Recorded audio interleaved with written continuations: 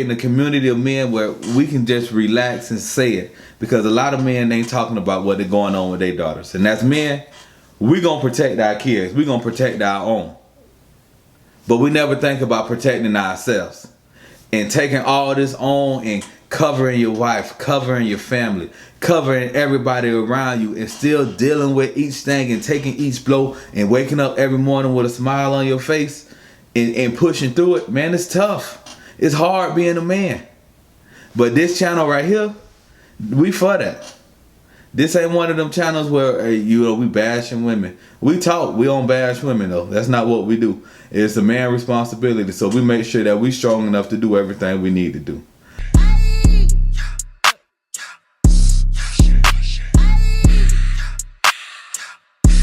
My daughter did what? Yeah, man, I want to talk to all my teenage fathers. Not my teenage fathers, but my fathers of teenage daughters. Man, it's tough out here, man. But these are some things that I learned when dealing with teenage daughters. From my 13 years of school, my parenting, and my 13 years of being in the classroom with high school students. I've learned that teenagers are very impressionable. I've learned that they're very sensitive. I've learned that they love attention. I learned that if we don't keep them working, they'll find some work for themselves, and it's usually bad. I also learned that if you talk to them and they feel heard, they'll listen. So I'm trying. But first topic is they're very impressionable. Man, teenage girls are like they're like silly putty. You can mold them however you want to mold them. I choose to mold mine with love. I choose to mold mine with love, but I also understand that she's a teenager. And this is not, I'm speaking about me, but these are teenage problems that go throughout. Teenage girls, they're so curious and they're so gullible. It's almost like they're easily manipulated.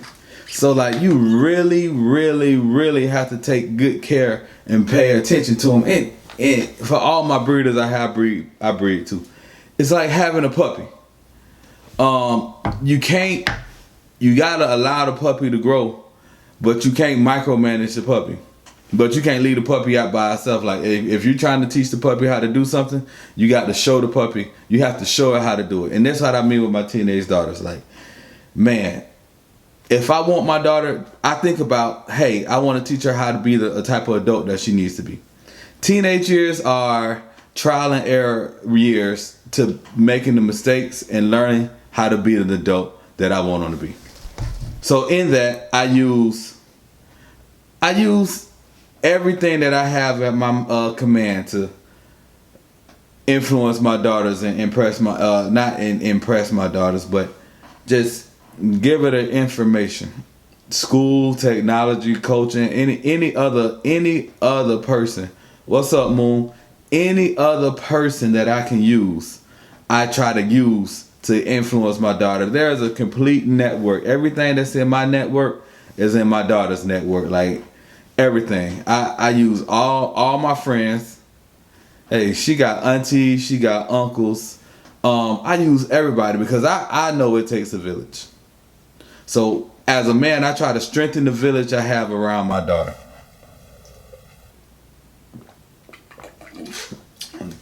Excuse me.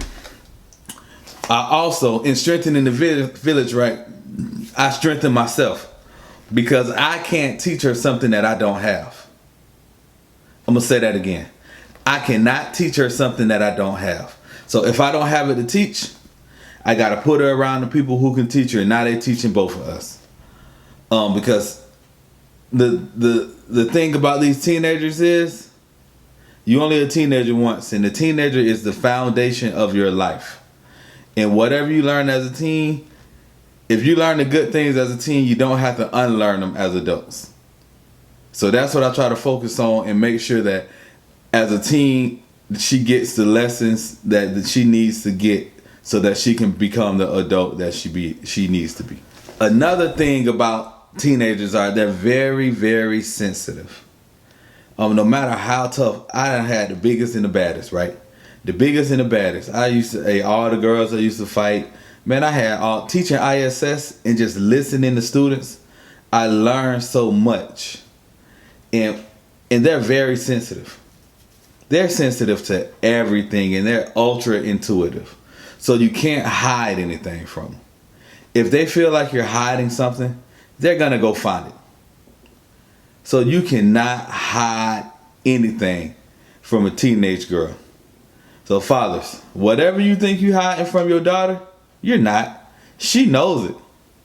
She knows it, and she knows it well. But she doesn't judge you for it.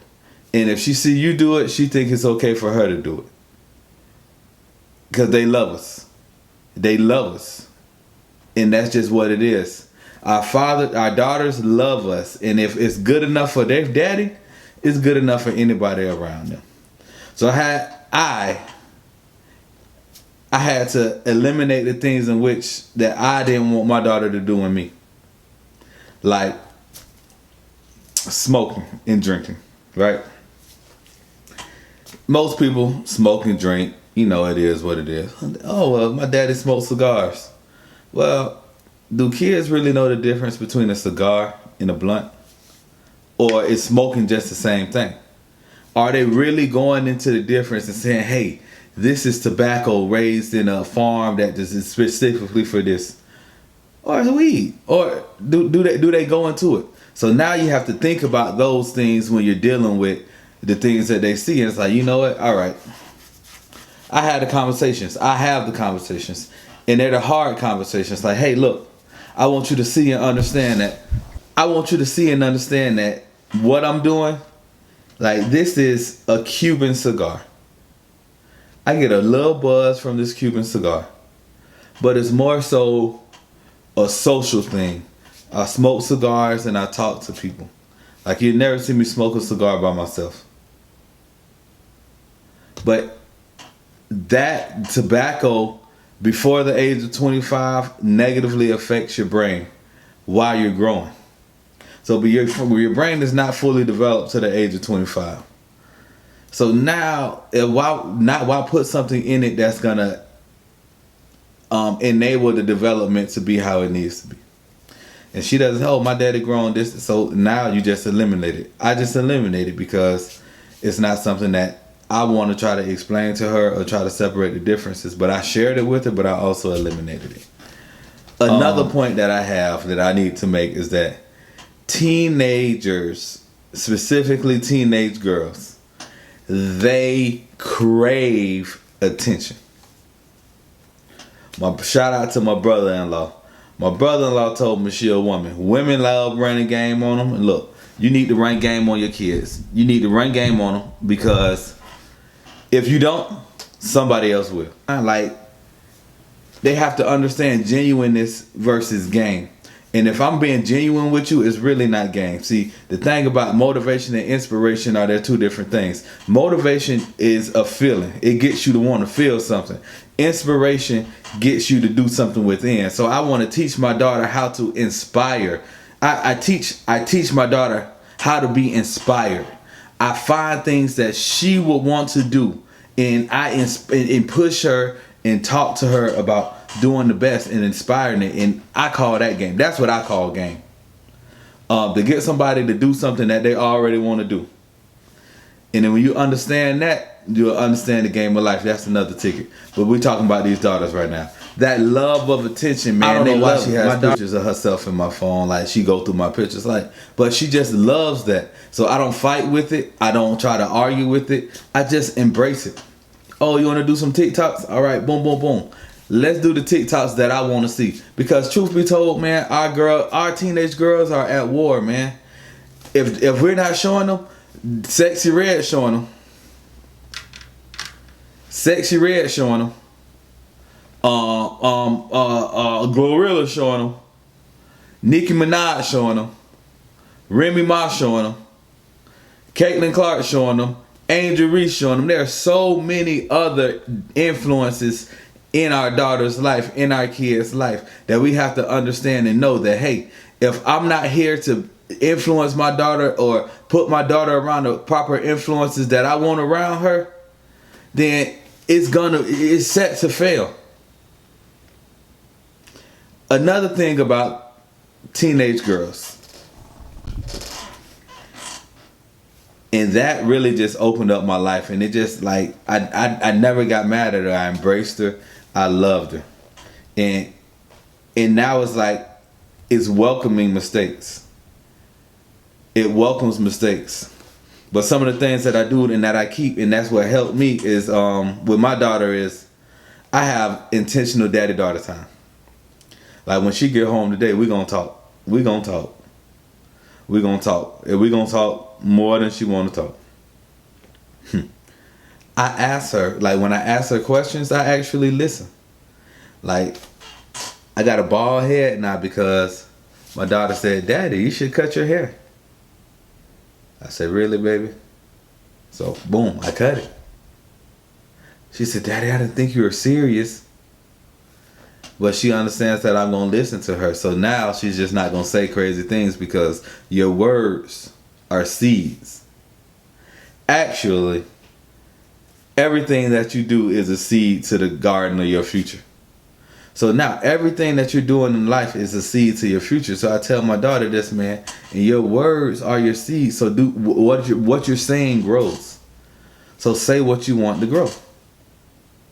And you don't have to worry about anything else. Listening to my daughter's music makes me see that she is just like me. Like all Glorilla songs are really just like 3 6 Mafia songs. She sampled. How do I say this? Glorilla samples a lot of 3 6 Mafia's music.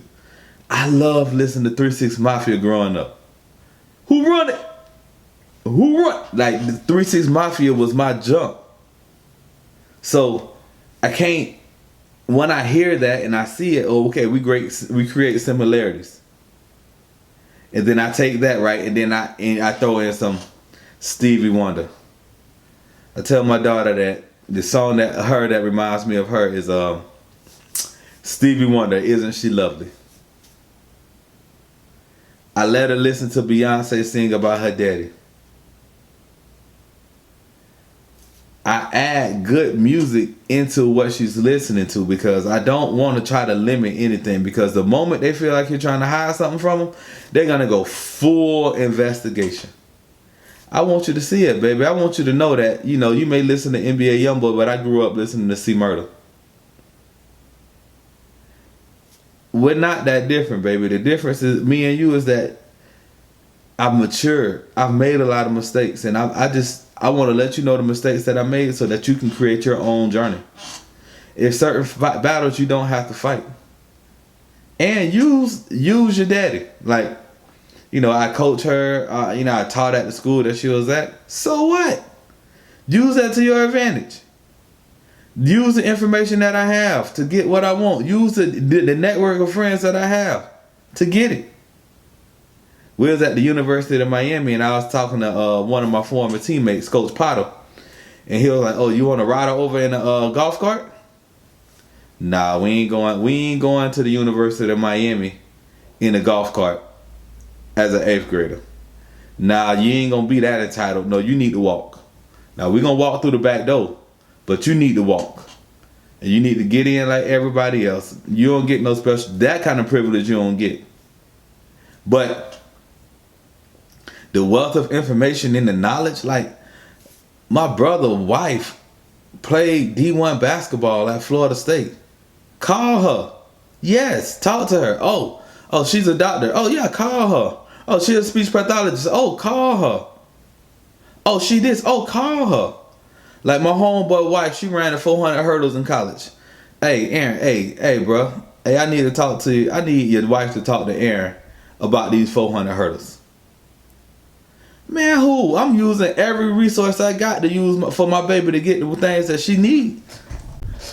I'm not sad about it, but the thing about me is I do this with everybody else's kids too. I've been doing this with everybody else's kids for years.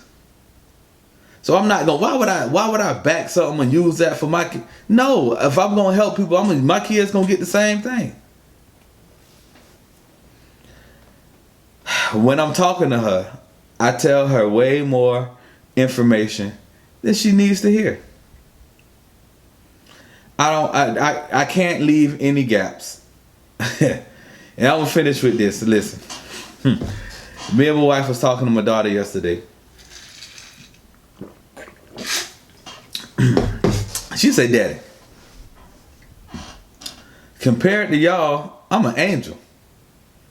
I need to create some stories to tell my kids too." I say, "Lord have mercy, what have I done?" Hey, look, thank y'all for tuning in.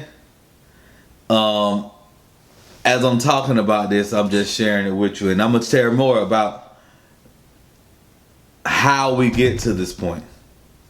But take what you want, share it, comment, like, subscribe. I need to get to 500. I'm on the road to 500, and I'm looking for 500 men who have daughters. Who have daughters as first childs. So I just want you to have daughters. We need men who have daughters, men who have kids who can help us. I'm creating a community of men where we can just relax and say it, because a lot of men ain't talking about what they're going on with their daughters. And as men, we gonna protect our kids. We gonna protect our own.